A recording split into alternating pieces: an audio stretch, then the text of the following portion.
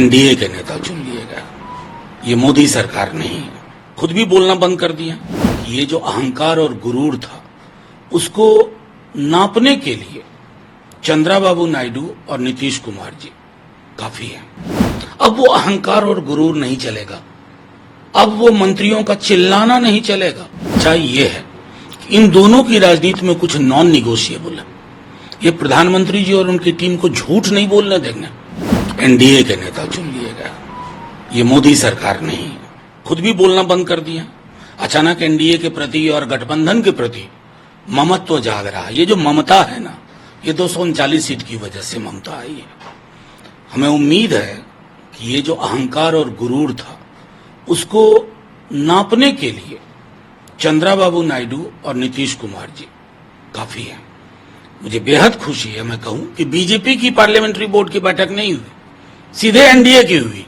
अगर आप उसको देखें प्रोटोकॉल के हिसाब से तो पहले बीजेपी को उनको नेता मानना था, फिर एनडीए में जाना था। तो बहुत सारी चीजें हैं, वरक अभी सामने आएंगे। बहरहाल शुभकामनाएं। और प्रधानमंत्री जी एक संदेश है, ये मुजरा, मंगलसूत्र, भैंस, इससे लोकतंत्र को और खराब मत कीजिए। अब बंद कर दीजिए।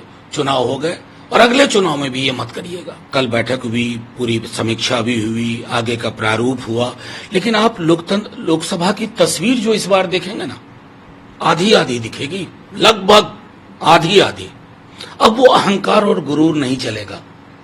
अब वो मंत्रियों का चिल्लाना नहीं चलेगा।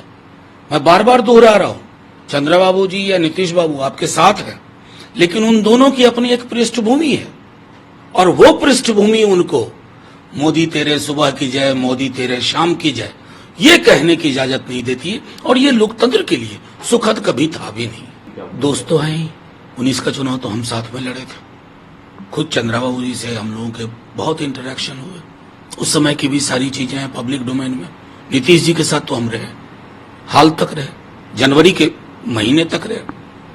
मैं इसलिए कहता हूं कि अभी वैचारिक राजनीतिक रूप से खासतौर पर हम विलग भले हों, लेकिन सच्चाई ये है कि इन दोनों की राजनीति में कुछ नॉन निगोशिएबल है।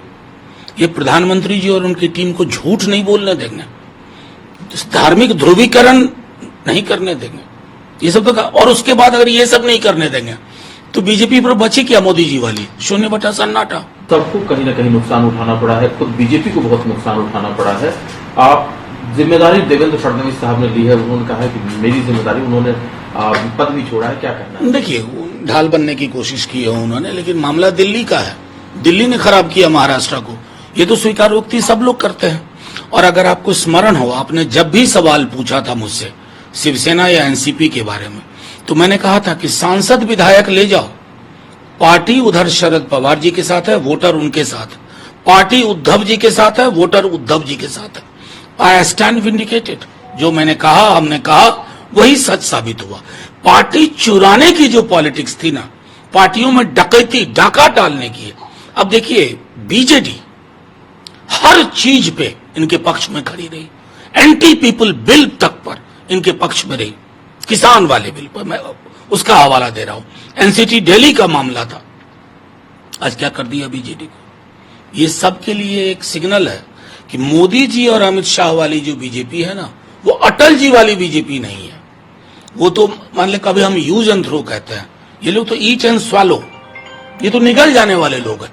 निगल गए बीजेडी को। ज्यादा टीस हो रही है, वो सीट है अयोध्या की, जिसको हार गई है समाजवादी पार्टी से। जो वहां से जीत करके आए हैं अवधेश प्रसाद जी, वो कहते हैं कि ये अयोध्या के लोग जीते हैं, समाजवादी पार्टी नहीं जीती है। भारतीय जनता पार्टी को ये टीस है। ये मैं बता रहा हूं, ये टीस होनी चाहिए। क्या बना के रख दिया था आपने, जो राम को लाए हैं? अरे आप लाने वाले होते हो यार।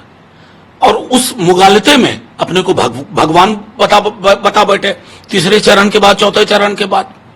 ये जो टिन पॉट डिक्टेटरशिप वाला जो मामला है ना, कि मैं भगवान का अवतार हूं, ये सब चलता नहीं है। इस तरह का अहंकार चलता नहीं है। और मैं जो लोग नहीं जानते उनको बता दूं, जिस वर्ष बाबरी मस्जिद गिरी थी, उसके बाद के चुनाव में भी बीजेपी वहां हारी थी। इस बार आपने मर्यादा पुरुषोत्तम का मंदिर बना न्यायालय से, और आपने विजुअल चलाए कि आप राम से बड़े हो गए। तो भगवान दंडित करना जानता है, अयोध्या वालों ने आपको आईना दिखाया है, उस आईने में देखिए और देश को एक ऐसी सरकार इस बार दीजिए जो झगड़ा ना लग रहा है आपस में समुदायों में।